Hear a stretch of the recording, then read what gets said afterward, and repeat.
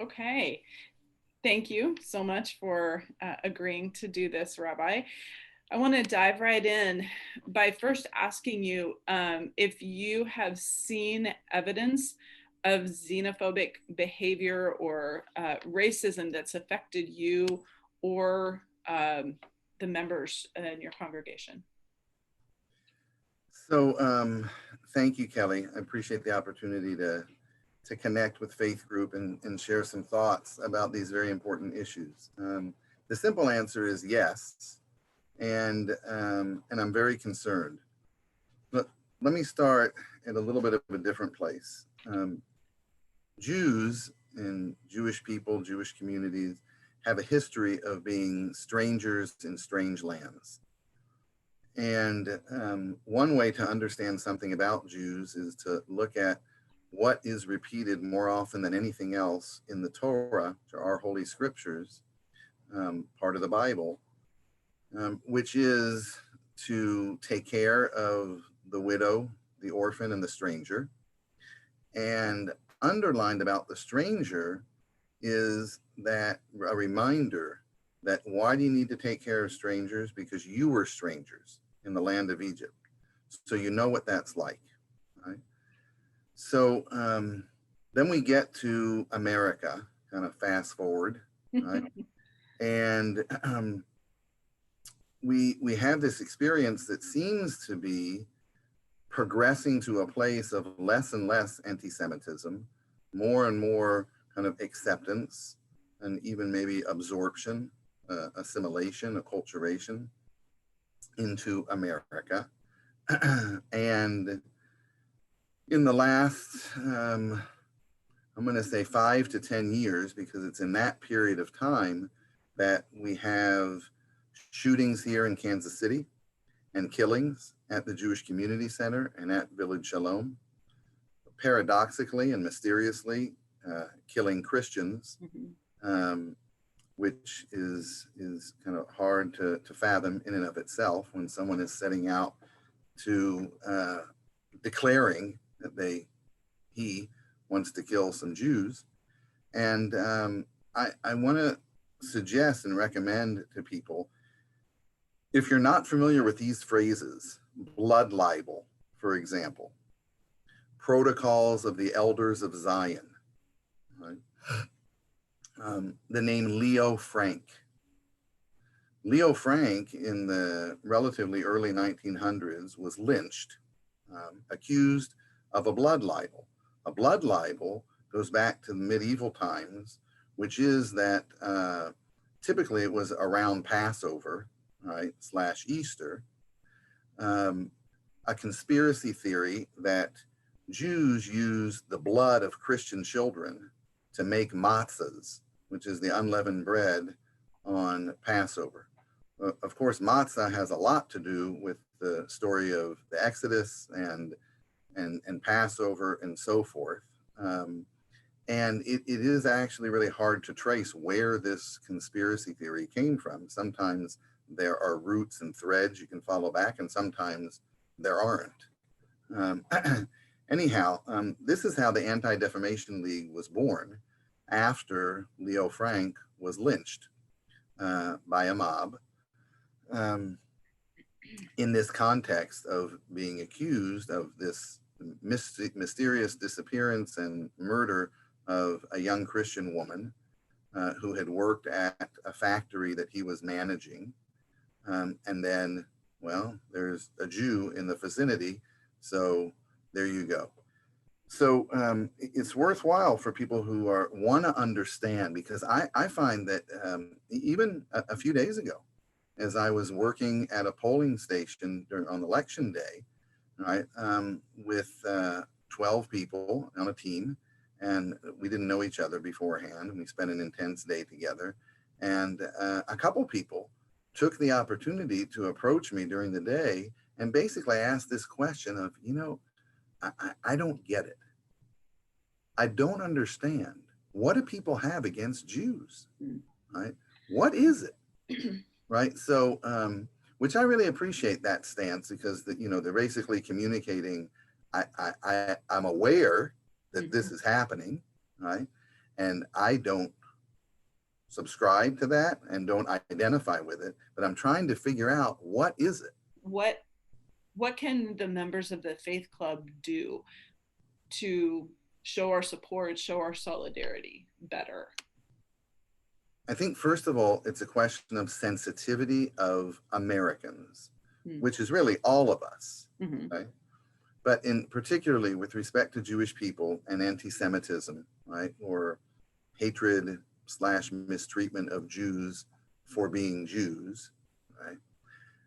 The sensitivity needs to be an understanding that, unfortunately, part of what we consider the, baseball, hot dogs, apple pie, and Chevrolet of America might include, for example, Henry Ford, Charles Lindbergh, yeah, and in the faith arena, Father McLaughlin, okay, who are three American men who peddled heavily and dangerously in the promotion and the distribution of anti-Semitism, whether on the radio or whether in print.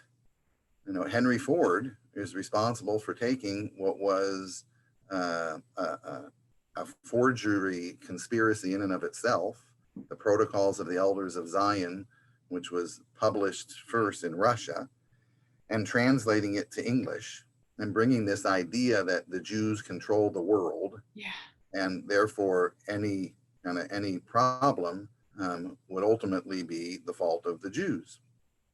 So anyhow, so it's a kind of a sensitivity to that.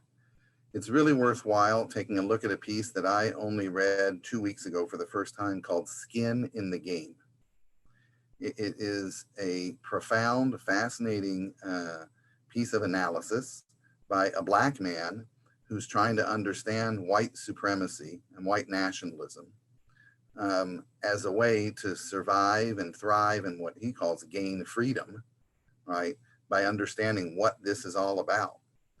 And interestingly, he comes to this conclusion, and he's speaking a lot to Black people in this article, and saying, if you want to understand white supremacy and white nationalism, you have to understand that it sits on top of a foundation of anti-Semitism.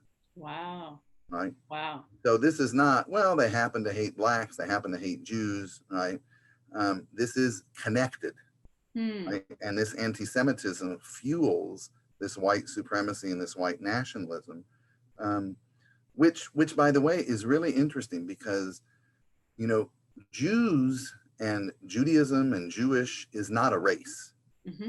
Right? One of the kind of the clear definitions in that sense is that people can become Jewish. Right. So if you can become Jewish and not being born Jewish, then by definition, we're not a race. Right. Now, biblically, and there is a feeling of kind of being part of the people, being part of the group, part of the tribe, right? But there's also very clear direction in Jewish tradition that once someone becomes Jewish, they're Jewish. And you're even forbidden to remind them that they weren't born Jewish. Okay. Now, people are people, so that plays out how it plays out.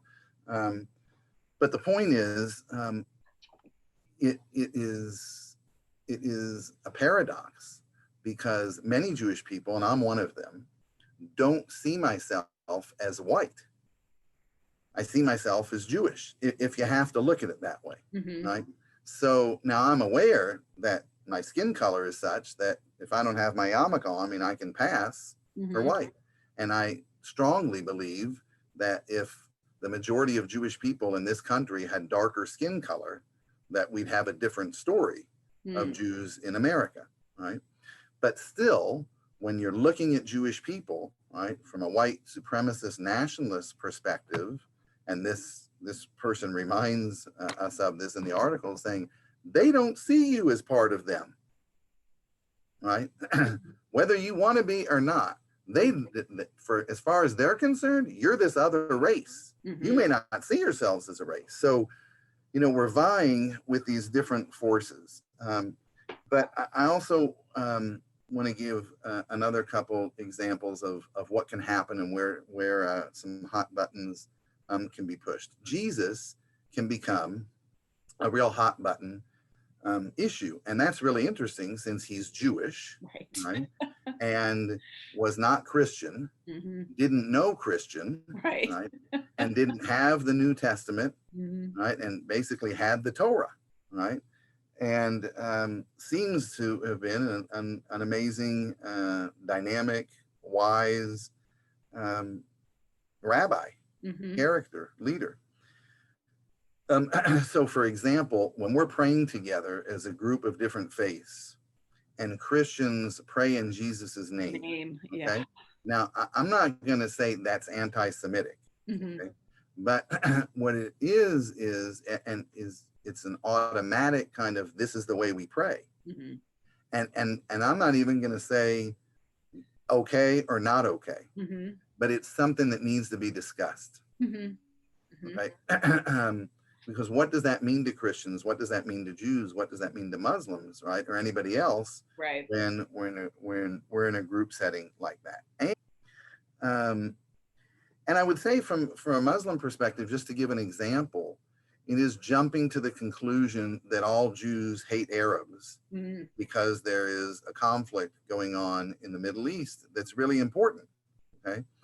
But it's not, it's important for Jewish people not to be right and to have, you know, Israel do whatever on behalf of the Jewish people and who cares about the other people, right? It's important because it has a lot of impacts on Jewish people in Israel.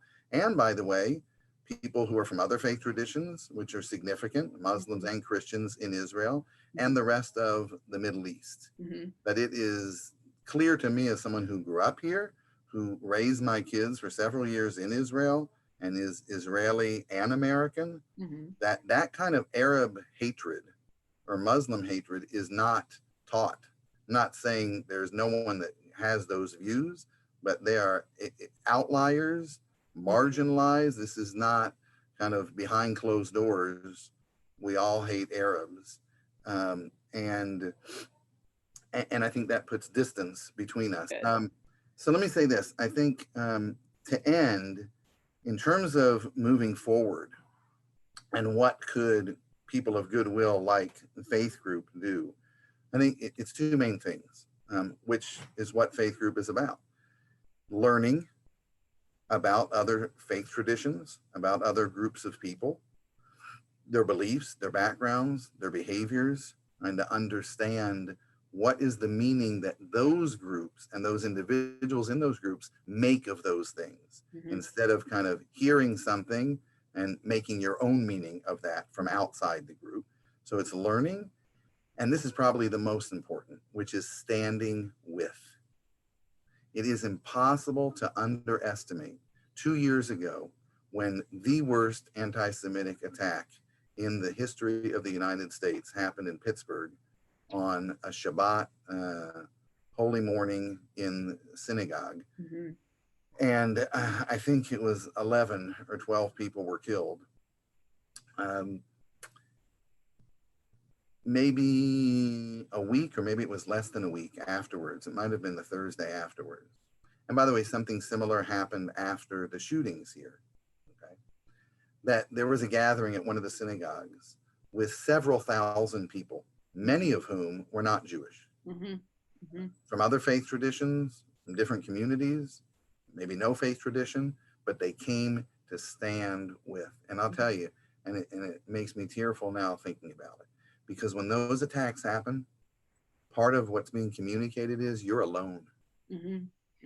We can do this to you because you're alone. Right? And so when people stand up and say, so to stand up like Charlotte and other people who are involved in this effort and put together faith groups is saying something. And it's something that we as Jews, I think other people too, I'm just going to say I and we hear loud and clear and feel it. And it makes a big difference.